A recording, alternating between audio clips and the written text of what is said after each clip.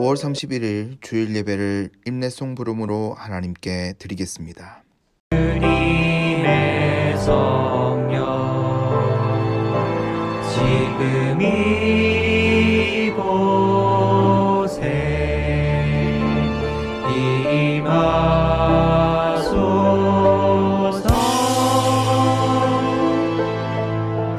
임하소서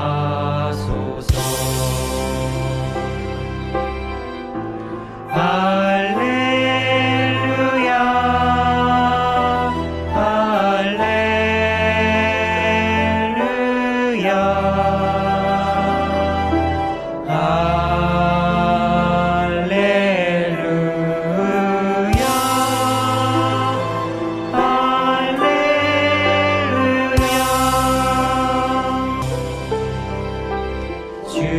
주님의 성령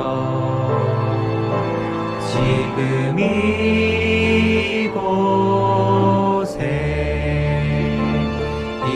임하소서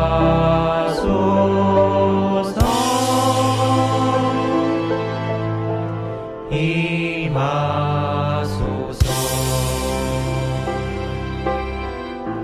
할렐루야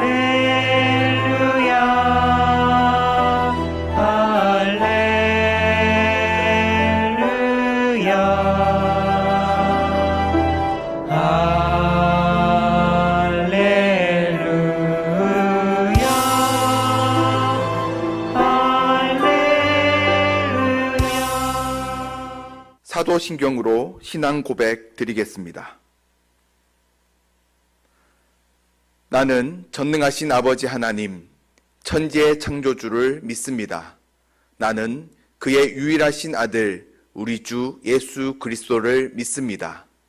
그는 성령으로 잉태되어 동정녀 마리아에게서 나시고 본디오 빌라도에게 고난을 받아 십자가에 못 박혀 죽으시고 장사된 지 사흘 만에 죽은 자 가운데서 다시 살아나셨으며 하늘에 오르시어 전능하신 아버지 하나님 우편에 앉아 계시다가 거기로부터 살아있는 자와 죽은 자를 심판하러 오십니다. 나는 성령을 믿으며 거룩한 공교회와 성도의 교제와 죄를 용서받는 것과 몸의 부활과 영생을 믿습니다. 오늘 이 시간 우리에게 주시는 하나님 말씀은 누가복음 18장 35절에서 43절 말씀입니다. 신약성경 127페이지입니다. 하나님 말씀을 제가 봉독하겠습니다. 여리고에 가까이 가셨을 때에 한 맹인이 길가에 앉아 구걸하다가 무리가 지나감을 듣고 이 무슨 일이냐고 물은데 그들이 나사렛 예수께서 지나가신다 하니 맹인이 외쳐 이르되 다윗의 자손 예수여 나를 불쌍히 여기소서 하거늘 앞서가는 자들이 그를 꾸짖어 잠잠하라 하되 그가 더욱 크게 소리질러 다윗의 자손이여 나를 불쌍히 여기소서 하는지라 예수께서 머물러 서서 명하여 데려오라 하셨더니 그가 가까이 오매 물어 이르시되 내게 무엇을 하여 주기를 원하느냐 이르되 주여 보기를 원하나이다. 예수께서 그에게 이르시되 보라 내 믿음이 너를 구원하였느니라 하시매 곧 보게 되어 하나님께 영광을 돌리며 예수를 따르니 백성이 다 이를 보고 하나님을 찬양하니라. 아멘. 설교는 언제나 하나님의 말씀, 본문을 떠나거나 본문을 넘어서서는 안 됩니다. 그러므로 설교자는 항상 언변이 얼마나 뛰어난가가 중요한 것이 아니고 본문을 떠나서는 안 된다는 그 중심으로 말씀을 선포해야 되고 그렇지 아니할 경우는 설교자가 아니요 한낱 연설가에 불과합니다. 말씀을 듣는 청중 여러분들은 말씀이 임할 때에 재미있는 이야기나 세상의 유익한 정보를 들으려는 인간적 시도를 중단해야 됩니다. 그 말씀에 미사여구나 아름답게 들려오거나 재미있거나 그것에 의존할 것이 아니라 그 말씀이 하나님 말씀인가 집중하셔야 합니다. 그러므로 설교의 시간은 설교자에게 있어서는 두려움의 시간이고, 말씀을 듣는 청중의 입장에서는 하나님의 음성을 듣고자 하는 그런 뜨거운 마음들이 있어야 합니다. 그러므로 우리는 항상 말씀 앞에 설 때에 전하는 자나 듣는 모두가 항상 본문에 충실해야 합니다. 오늘 본문의 말씀을 다시 상기해 봅시다. 언제부터인가, 또 오늘 본문에는 정확하게 그 시점을 기록하고 있지는 않습니다만은 한 눈먼 시각 장애인에 대한 이야기로 출발합니다. 그가 구걸하기 위하여 동네에 나와 있을 그때에 큰 무리가 지나가는 소리를 듣습니다.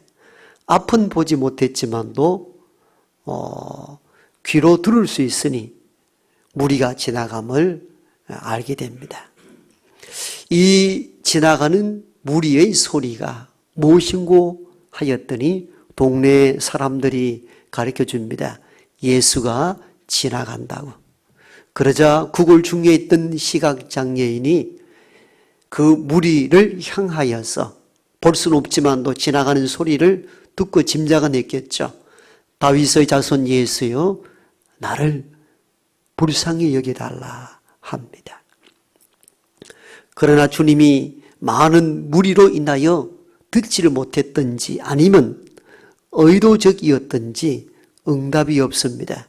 그러자 이 시각장애인이 더 크게 소리를 높여 불렀다, 이렇게 기록합니다.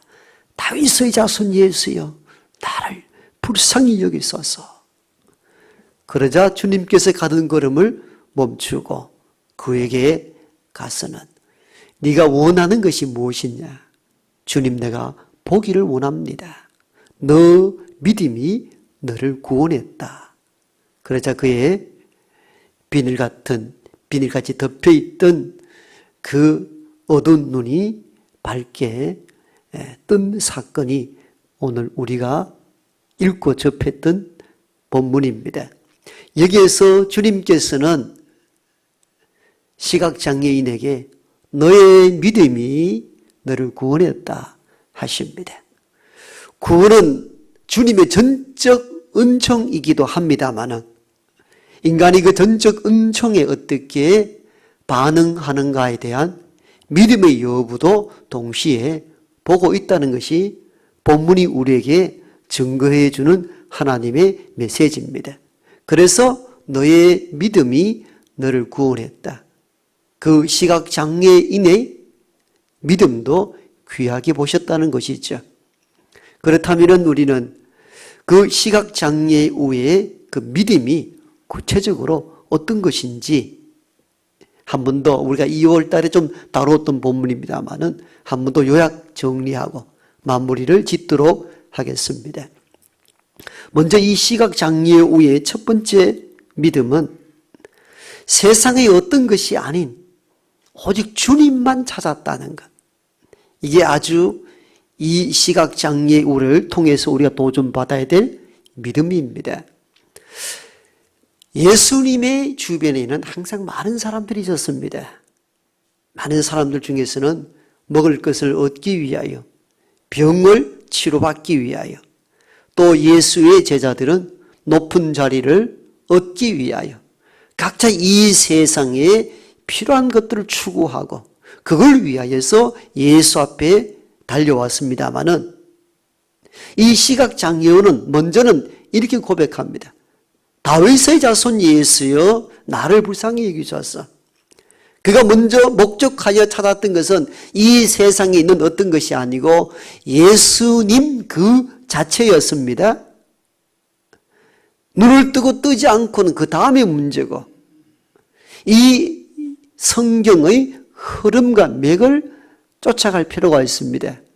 이 시각장애우가 먼저 찾고 구했던 것은 예수님 그 자체였습니다. 다윗의 자손 예수여, 이걸 우리가 주목해야 합니다. 우리가 가끔 기도할 때에 주님, 때로는 아버지 이렇게 부르죠. 사실 그게 굉장히 중요합니다. 주기도문에도 그렇게 가르쳤습니다. 하늘에 계신 우리 아버지여, 대상을 뚜렷하게 해야 됩니다. 이게 기도의 첫걸음이죠. 마찬가지로 신앙의 첫 단계는 예수 그리스도 그 자체를 찾고 구해야 합니다. 이 신앙을 주님이 귀하게 보신 것입니다. 다윗의 자손 예수요, 그 자체가 중요한 거예요. 그 다음 필요한 부분들은 예수님을 통해서 이루어지는 은혜의 산물일 뿐입니다. 우린 가끔 예수님을 수단이나 도구로 삼고 예수를 통해서 뭔가 얻고자 합니다. 그건 위험합니다. 그렇게 될 경우는 예수님은 수단과 도구에 불과합니다. 예수님은 수단과 도구가 아니라 예수님 그 자체여야 합니다. 이게 참되고 본질적인 신앙이에요. 그래서 이 시각장애우의 첫 음성 요구가 참 중요합니다. 다윗의 자손 예수요. 예수 그 자체 안에 모든 것이 있기 때문에 예수님만 받고 믿는다면 그 안에 있는 모든 것을 우리가 다 가질 수가 있잖아요. 그러면 우리는 다른 것을 구할 필요가 없는 거예요. 왜? 예수 안에 우리가 바라고 원하는 구원과 이 세상의 모든 것이 다 속해 있기 때문입니다. 그러므로 저와 여러분들이 신앙할 때에 예수를 수단화 삼아서 뭘 얻겠다는 것이 아니고 예수님 그 자체를 의지하고 찾는 여러분 되기를 원합니다. 그게 중요한 거. 이게 신앙의 첫 단계여야 합니다. 두 번째, 이 시각장애 후에 이 믿음, 주님께서 칭찬하셨잖아요. 너 믿음이 너를 구원했다고. 그 두 번째 칭찬받을 만한 믿음이 무엇인가 하면은 여러 장애물이 있었지만도 그걸 극복하고 뛰어넘는 신앙을 가진 것입니다. 첫 번째, 이 시각장애인의 장애물이 뭡니까? 앞을 볼 수 없다는 거, 그 장애잖아요. 신체적 장애가 얼마나 고통스럽습니까? 가끔은 신천으로 운동을 가보면은 이 뇌출혈로 중풍이 와서 겨우 몸을 의지하고 그래도 한번 살아보겠다고 나오는 분들을 종종 만납니다. 여러분 건강할 때 건강 유지하십시오. 얼마나 애절한지 한참이나 이렇게 바라보게 됩니다. 신체를 장애를 안고 있다는 것이 살아가는데 얼마나 큰 장애인지. 오늘 이 시각장애인도 자기가 두 눈을 다 뜨고 있었더라면 주님께 직접 찾아가면 되잖아요. 볼 수가 없으니까 이 무슨 소리냐고 다른 사람들을 의존하게 되잖아요. 그렇지 않습니까? 그러나 이 시각장애인은 신체 장애도 극복하잖아요. 눈이 없다고, 앞을 볼 수 없다고 한탄하고 실망하고 좌절하게 살지 않았잖아요. 남아있는 귀로 무슨 소리냐? 주님이 지나가는 걸다. 그리고 입을 통하여 외치잖아요. 남아있는 것을 이용하여 삶을 극복해내는 이 사람의 믿음을 귀하게 보신 것이에요. 주님이 귀하게 보신 거예요. 앞을 볼 수 없다 낙담하고 좌절하고 사는 것이 아니고 아직 남아있는 귀로 소식을 듣고 말할 수 있는 입으로 외쳐 예수여 나를 불쌍히 여겨달라는 것. 주님 그걸 귀하게 보신 거예요. 건강한 사람들도 찾지 아니한데 앞을 볼 수 없는 신체적 장애물을 극복하고 내게 나오고 나를 찾는 그의 믿음을 귀하게 보신 거예요. 여러분 세상 살다가 여러 장애와 어려움들이 있을 거예요. 그때 없는 것을 원망하고 불평할 것이 아니라 남아있는 것을 통하여 주님을 찾는 여러분 되길 원합니다. 이 장애만 있습니까? 두 번째는 신앙적 장애입니다. 어떤 장애물입니까? 예수님이 침묵하시잖아요. 여러분 앞을 볼 수 없어서 귀로 듣고 입을 열어서 예수를 찾았는데 예수는 응답이 없습니다.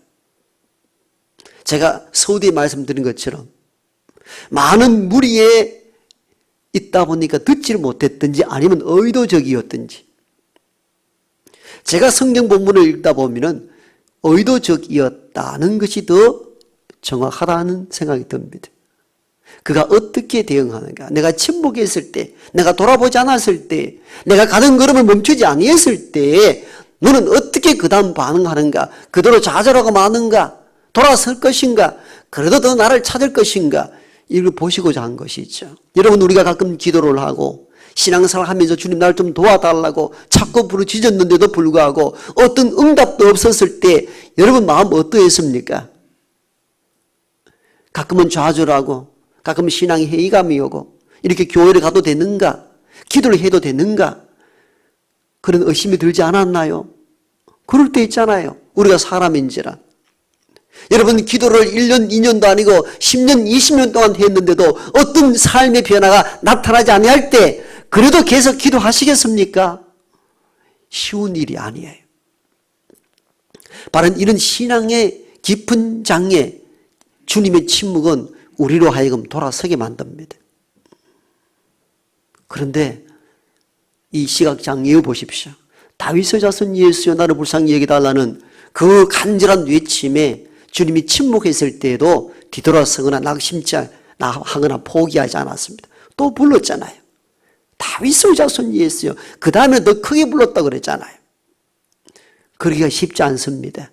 우리는 계속 주님이 침묵하면 더 우리는 깊은 수렁으로 빠져들게 되고 의기소침해지기 시작하고 의심이 증폭되기 시작합니다. 더 소리가 나오지 않습니다. 한숨이 나오죠.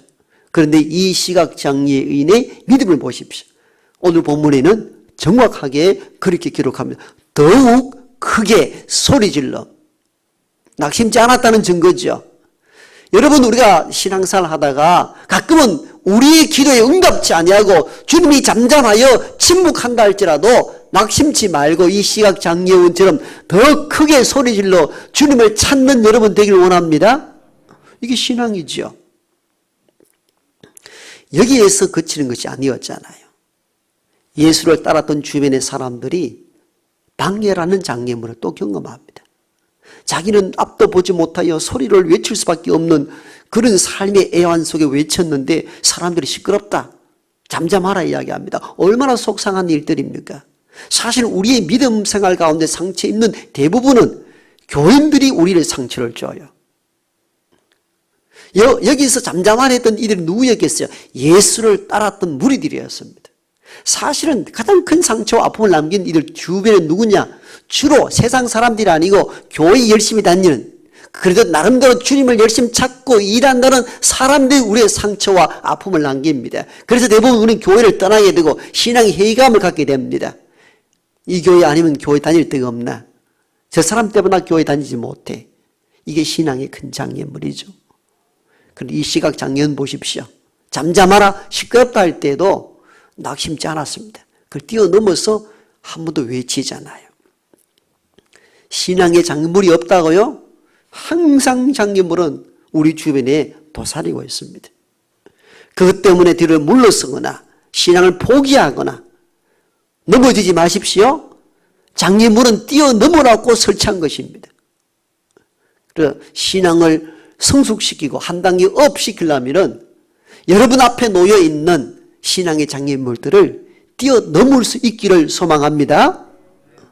세 번째 이 시각장애인의 믿음이 뭐냐면요, 예수 그리스도가 메시아라는 그 고백입니다. 그게 어디 나왔느냐고요?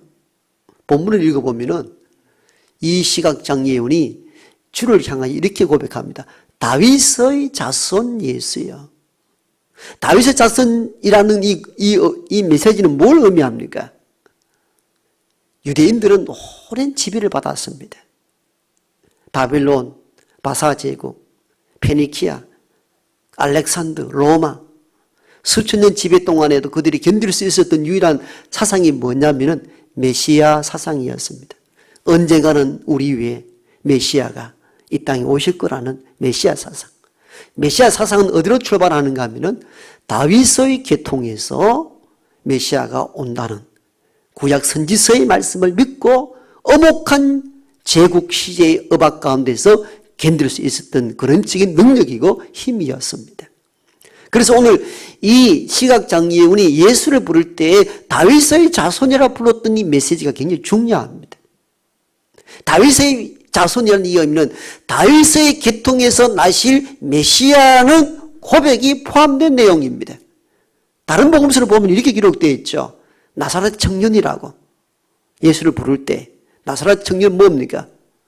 베들레헴에서 태어났지만도 그 어머니 고향 나사렛에서 컸기 때문에 나사렛 출신 예수라 명한 것이고, 어떤 이들은 가끔은 목수의 아들이라 표현하게 되어 있는데, 시각장애인은 오늘 뭐라고 고백했습니까? 다윗의 자손이라는 거죠. 여러분, 예수 그리스도는 저와 여러분의 구원주 메시아입니다. 그냥 예수를 통해서 마음이 편안해지고 복을 받고 그게 아니에요. 저와 여러분을 구원할 메시아로 이 땅에 오셨습니다. 이 신앙 고백을 던지니까 참된 믿음인 거예요. 우리는 지난 2월달을 통해서 몇 주간에 걸쳐서 이 시각장애인에 대한 믿음을 살펴보았고, 지금 종합하여 말씀을 드렸습니다. 그 믿음이 무엇인지 기억이 나십니까? 첫 번째, 오직 주님만 찾는 믿음. 다른 이외의 것을 찾지 않는 믿음. 여러 장애물을 뛰어넘는 그 신앙. 예수가 구주십니다. 메시아이십니다. 여러분, 이게 얼마나 중요한 믿음입니까? 그런데 이 시각장애인의 이 믿음은 여기서 끝나도 좋을 법한데, 이건 어떤 의미에서 이 사람의 믿음이 서론에 불과합니다. 그 이후의 믿음은 더 놀랍고 신기합니다. 그래서 아마 성서의 기자는 이 사건을 기록한 것으로 보여집니다. 그 이후의 믿음이 무엇입니까? 구원을 받고 난 이후에도 여전히 변하지 않는 신앙을 가졌다는 것입니다. 우리 대부분은 어떻습니까? 어떤 목적을 성취하는 것, 예수를 통하여 구원 얻는 것, 여기에 머물고 말잖아요. 구원 이후의 신앙에 대해서는 우리가 별 관심이 없어요. 교회가 복음을 선포할 때, 교회가 양육할 때에도 대부분은 구원받기 전 과정까지의 신앙을 중요시 여깁니다. 예수를 믿으십시오. 복 받습니다. 뭐가 됩니다. 그리고 예수를 통하여 은혜를 입고 구원을 입고 난 이후의 신앙이 없는 거예요. 왜? 우리는 거기에 주목하지를 않았습니다. 우리의 삶의 패턴이 항상 그렇습니다.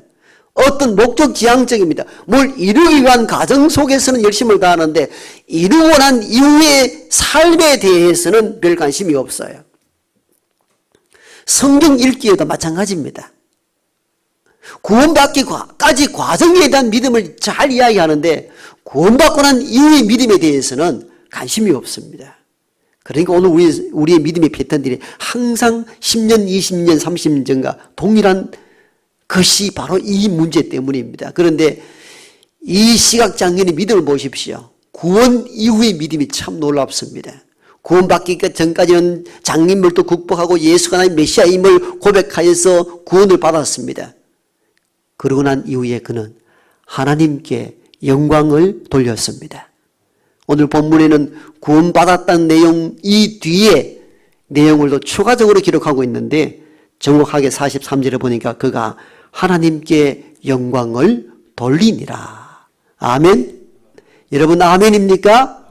여러분 구원받기 전까지만 아예 믿음만 중요한 게 아니에요. 구원받고 난 이후의 믿음이 더 소중한 것입니다. 이 사람은 구원받고 난 이후에 야 좋다. 이제 세상 보니까 얼마나 좋은가. 친구도 만나고 우리 아버지 어머님 얼굴이 어떻게 생겼는지도 확인할 수 있고 그러지 않았어요. 그가 가장 먼저 한 일은 하나님께 영광을 돌렸습니다. 우리는 죽을 병에 걸렸을 때 날 살려주면 죽도록 충성하고 하나님 영광 돌리겠습니다 하지만도 막상 살려주면 어떻습니까? 얼마 가지 아니해서 옛날 모습으로 다시 돌아갑니다. 이게 인간들이 갖는 보편적 삶입니다. 대개 그렇게 살아갑니다. 그러나 이 사람을 주목하십시오. 구원받기 전까지의 믿음도 굉장하지만도 오히려 저는 뒤에 본문 짧게 언급되었지만도 이 사람의 참된 믿음은 여기에 있구나. 이 믿음이 참 가치가 있구나. 그런 구원받고 난 이후에, 눈을 뜨고 난 이후에 하나님께 영광을 올려드렸습니다. 여러분 삶은 지금 어떻습니까? 예수님을 통하여 은혜와 복을 누렸습니까? 믿음으로 구원을 얻었습니까? 그렇다면 구원 이후에 하나님께 영광을 돌리고 하나님께 영광 돌리는 삶을 살아갈 수 있기를 원합니다. 그게 우리가 살아가야 될 삶이에요. 예수를 통하여 은혜를 입고 예수를 통하여 구원을 받고 예수를 통하여 우리가 삶에 많은 은혜와 복을 받았다면 그 이후에는 하나님 영광된 삶을 살아야 합니다. 여러분 영광과 여러분의 것들 위하여 주께서 이루신 은혜가 아니에요. 하나님께 영광 돌리라고 주신 은혜의 산물인 줄 믿습니다. 그러므로 저와 여러분이 구원을 받고 난 이후에는 날마다 살아갈 때마다 어떻게 하면 하나님께 영광 돌릴 수 있을 것인가를 고민해야 되고 저와 여러분의 모든 나머지 여분의 삶을 하나님 영광 돌리는 일에 쓰임받기를 원합니다. 그리고 이후에 이 사람의 믿음이 구원받고 난 이후의 믿음이 또 하나 더 있습니다. 하나님 영광 돌리는 것이고 그 다음에는 예수님을 따랐다는 겁니다. 그래서 오늘 본문 마지막에는 그가 예수를 따르니라 이렇게 기록되어 있습니다. 여러분 앞을 보시고 주목하십시오. 이 대목을 깊이 마음에 새겨야 합니다. 우리가 뭘 이루기 위하여 구원을 받기 위하여 뭘 하기 위하여 그때까지는 예수를 잘 따릅니다. 근데 그게 주님의 은혜로 주어졌을 때 그 이후에는 예전에 주님을 따르는가 내가 세상을 따르는가 보십시오. 여러분 우리가 뭘 이루기 위해서는 그때는 정말 주님을 잘 따릅니다. 그런데 그게 주어졌을 때는 그 전에 유형으로 예수를 따르지 않더라는 거예요. 우리 인간의 대부분 다 그렇게 살아가요.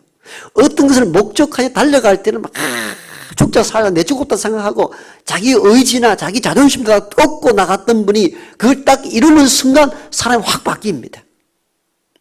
그래서 사람들은 머리 검은 짐승 키우지 않는다는 얘기 종종 하죠. 이게 인간, 재성 있는 인간들의 특성입니다. 믿음의 패턴으로도 이게 비슷하게 나타나요. 구원을 얻기 위하여 병 낫기 위하여 복 받기 위해서는 예수를 찾고 예수께 기도하고 쫙 나갔던 분들이요. 그거 이루어지고 난 이후에 삶의 패턴은 이전의 모습과 전혀 달라요. 예수를 따르지 않아요. 자기 멋대로 살아가요. 여러분 누가복음 10장에는 이걸 잘 가르쳐주고 있잖아요. 10명의 나병 환자 우리를 불쌍히 여기 달려있을 때 가라 가서 너희 몸을 제사장에게 보이라. 가다가 10명이 다 깨끗함을 받았어요. 돌아온 사람은 몇 사람이었습니까? 한 사람이었습니다. 주님이 그 한 사람에게 이렇게 묻습니다. 10명이 다 고침을 받지 않았느냐? 나머지 9은 어디 있느냐? 이렇게 물으십니다. 이 질문은 그 한 사람에게 던진 질문이 아니고 오늘 우리에게 던진 질문이에요. 내가 너희들에게 다 은혜와 구원을 주지 않았느냐? 그런데 돌아와서 나를 따르는 네가 어디 있느냐? 사실 이 질문이에요.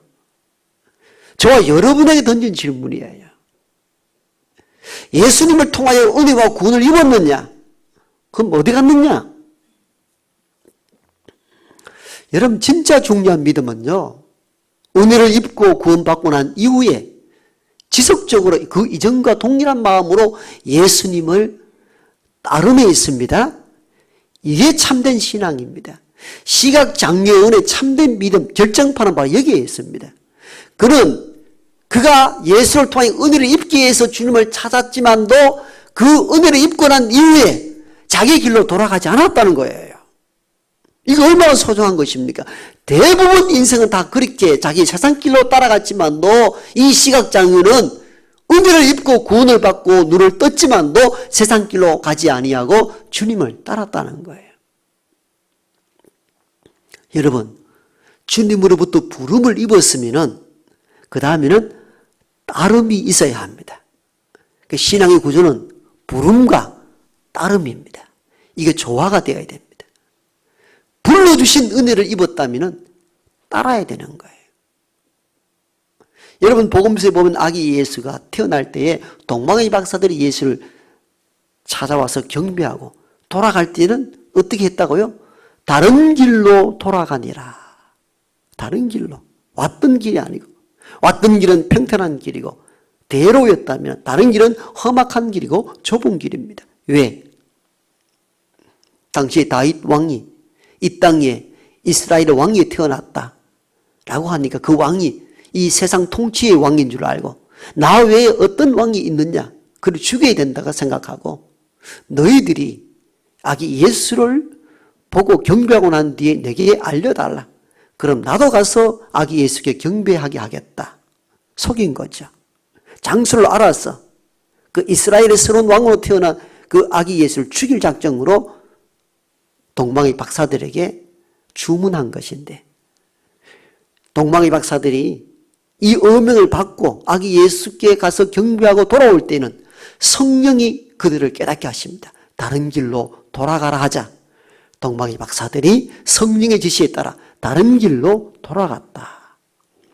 예수를 만나고 난 이후에 그들의 삶의 길이 달라졌다는 것을 의미합니다. 어떤 길로 가지 않았다 그 말이에요. 험하고 좁은 길로 갔다는 이 의미는 예수를 만나고 난 이후에 예수를 따랐다는 의미이기도 합니다. 예수님을 통하여 부름과 은혜를 입었다면 그 다음부터 우리의 살아갈 길은 부족하고 연약하고 때로는 실패도 있고 넘어지기도 하지만도 어떻든 주님의 길을 따르고자 해야 합니다. 예수를 만나기 이전에는 내가 세상 길과 세상 방법으로 살았다면, 예수를 통하여 은혜를 입고 구원을 받았다면 예수 믿고 난 이후에는 삶이 달라져야 된다 그 말입니다. 예수님의 길을 따라가야 된다 그 말이에요. 이게 참되고 온전한 믿음입니다. 오늘 우리는 구원을 받고 난 이후에 믿음에 대하여 이제 우리가 깊이 고민해 보아야 합니다. 믿기 전까지 구원을 얻기 위한 열심과 뜨거움으로 살아왔던 우리가 구원을 입고 은혜를 받고 난 이후에 여러분 신앙의 태도가 어떻게 변질되고 오용되었는지를 숙고해야 합니다. 어떻게 사는가는 사실은 구원받고 난 이후가 훨씬 더 중요합니다. 이게 그리스도인이 살아가야 될 마땅한 길입니다. 그러므로 구원의 은혜를 입고 믿음 가운데 산 사람들은 예수님의 길을 쫓아 따라가는, 그리고 하나님께 영광 돌리는 삶을 살아가는 저와 여러분 되길 원합니다. 다 함께 찬송가 430장으로 찬양 드리겠습니다.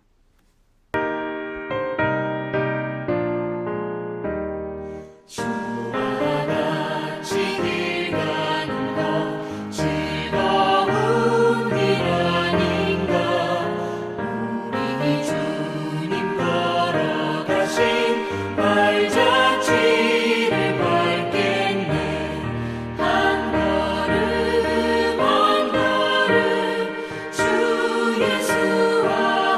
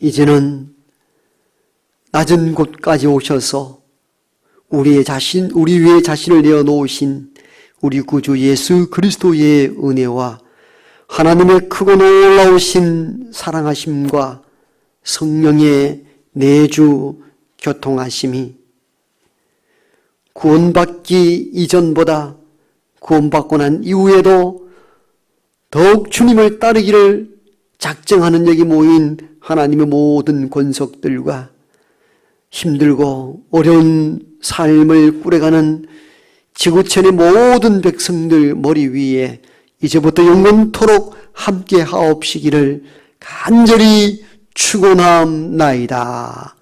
아멘.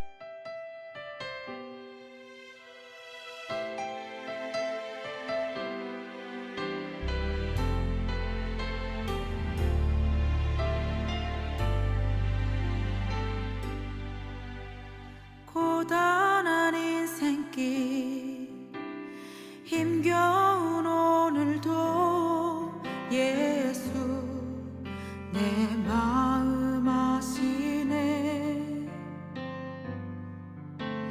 지나간 아픔도 마주할 세상도 예수 내 마음 아시네. 고단한 인생길